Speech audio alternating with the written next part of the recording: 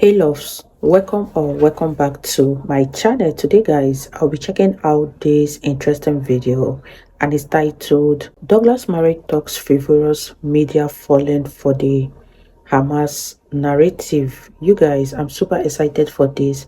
If you're yet to subscribe to this channel, please consider subscribing. Give this video a massive thumbs up, comment, share and all that good stuff. And without much ado, let's see what this video is all about. Well, terror group Hamas and Israel. See, BBC, how easy it is just to call them what they are. They agreed an extension to the pause in hostilities that lasted for 4 days for an extra 48 hours. Out of a total of 240 hostages believed to be held, 69 have now been released by Hamas in exchange for 150 Palestinian prisoners and detainees being released by Israel.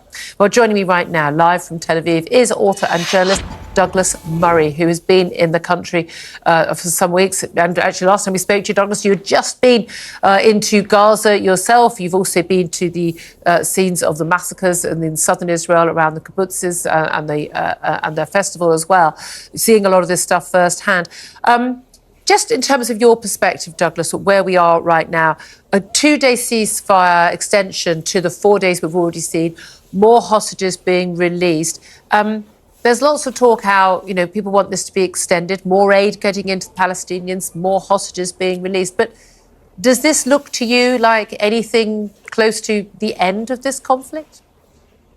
No, I don't think anyone thinks it's the end, apart from maybe abroad.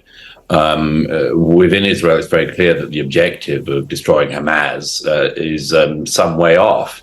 Sinwar, who plotted the massacre, who of course was himself a previous swapped prisoner from an Israeli jail, is still alive. We actually now know that he met the hostages. But there's a very, very difficult game being played by Hamas, a very cunning game, which is that they sort of dribble out hostages, as we see in exchange for they hand over some Jewish children, and the Israelis hand over some people who, were in Israeli prisons for stabbing people or carrying bombs and so on.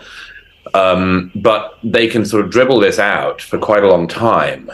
And we actually don't know, of course, how many hostages are alive or were alive when they were taken into Gaza. Wow. Hamas, like Hezbollah, sort of benefits from this uncertainty and knows that it could drag out a ceasefire for some time. Of course, the troops who are in Gaza, the Israeli troops and others, mainly want to get on with their mission.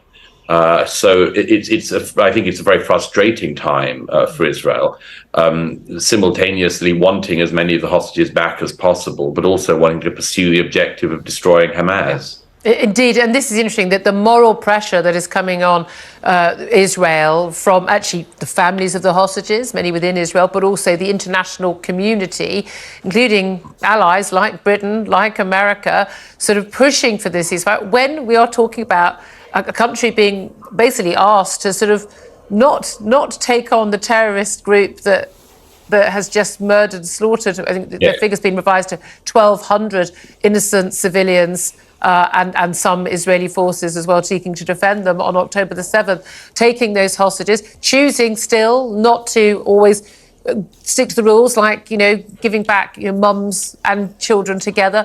The youngest hostage, 10-month-old baby, we understand, has been handed on to another terror organisation and has not yet been returned. And they're carrying on like that. And yet, when it comes to the West dealing with Al-Qaeda or dealing with ISIS, I don't remember us taking this attitude at all. It was, these organisations are terror organisations, they are murderous organisations, they need to be destroyed. But for some reason, Hamas need to be treated differently. That's right, Julia. I mean, there's no point in destroying Hamas a bit. There's no point in wounding Hamas or taking out a part of it. The objective of the war, from Israel's point of view, is to destroy Hamas. And that's what it has to do. Half destroying it isn't good enough. And I don't think the Israeli public will put up with that.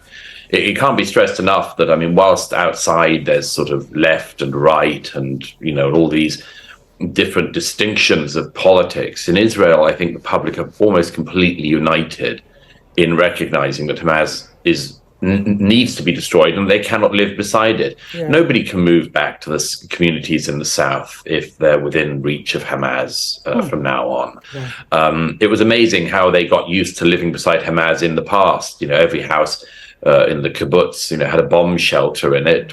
Sadly, the doors didn't lock, which is why Hamas terrorists were able to go door to door and slaughter people and abduct people as they did.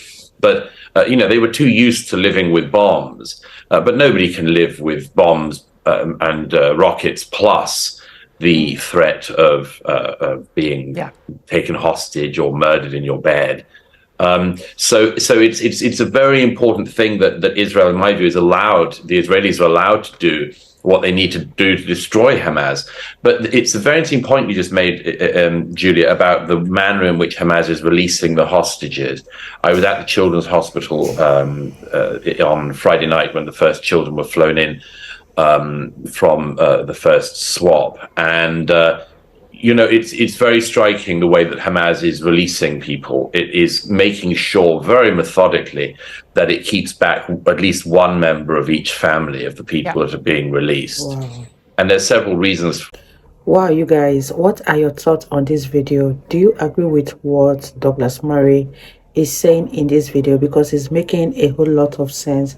But let me know your thoughts in the comment section down below, and let's continue watching, you guys. For that. And one of them, of course, is that it means that the returnees have to be extremely careful about what they say about the nature of their captivity and exactly what was done to them or not done to them.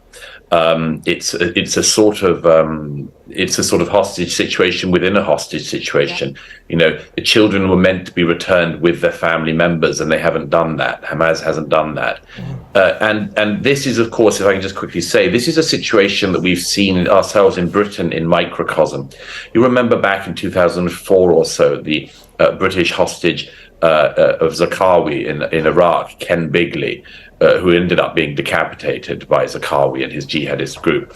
But you'll remember that they eked out these videos of him in the days before the poor man's murder, in which they got him to, for instance, condemn the government of Tony Blair and much more. Hamas operate exactly the same way as Zarqawi and other jihadist groups. They know how to apply political pressure inside democracies, whilst of course not being remotely democratic. And we, many people on this side, play along with it, the media included. I have to say one thing, and I'm sure you've been struck by this as well, even though you're over in Israel, seeing a lot of the international media and British media. The moral equivalence of is, hostages held by Hamas and detainees held by the Israel, as if these, children, there's women and children. You see some hulking 6-foot lad who's been detained because he's been throwing rocks, throwing stones, throwing rocks at soldiers. And you said people who've been convicted of stabbing, a woman who's released. She's got burns. Because she had a bomb. That's why she's got burns. But also as if that's equivalent to a 10-month-old being stolen from her bed and parents being murdered. Let me give you a new low that happened today. The man called Dominic Waghorn, who's apparently Sky News' international affairs editor, he this morning said that that the fact that Sinwar had met the Israeli hostages and that they were not harmed undermines the Israeli Hamas equals ISIS storyline, he says. Dominic Waghorn goes on to say the hostages, were held in reasonable conditions, reportedly, though those held above ground lived with the fear of being killed in Israel's bombardment. I mean, I wonder if Dominic Waghorn just works for Hamas at this point. I mean, it is such preposterous propaganda to put out. And I'm afraid that we've seen a lot of that.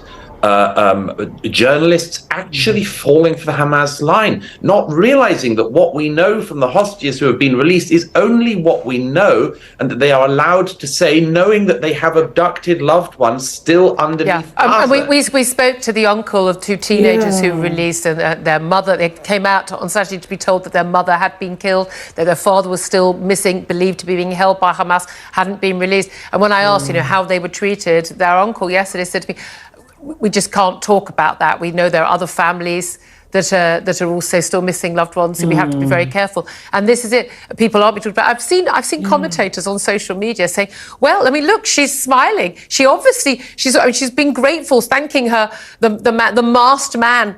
Handing her over to the International Red Cross. She's clearly been well treated. No, this is a girl who thought she was being taken to be executed after spending 7 weeks in a tunnel with having been seized and watching her family executed and burnt alive around her. Being grateful that she suddenly discovered she's free. That doesn't mean that Hamas were nice to her. But the willingness of many in the West, including trained journalists, to take this stuff as legit and read, I would say borderline sick, actually. I would say it's sick, but it's also, Julia, it's just frivolous. I mean, there's a terrible frivolity in the British media and much of the rest of the international media.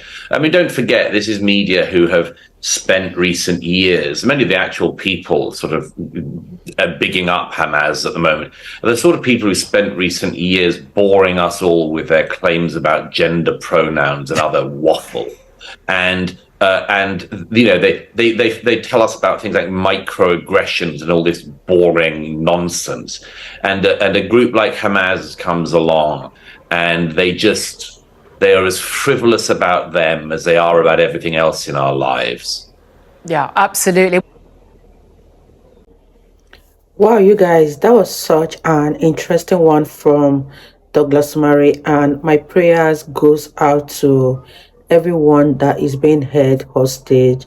I pray that they get to reunite with their families in one piece. And let me know what you guys think about this video in the comment section down below. I really had fun reacting to this particular one, and I believe you guys also enjoyed watching, and I'll see you all in my next video. Bye guys.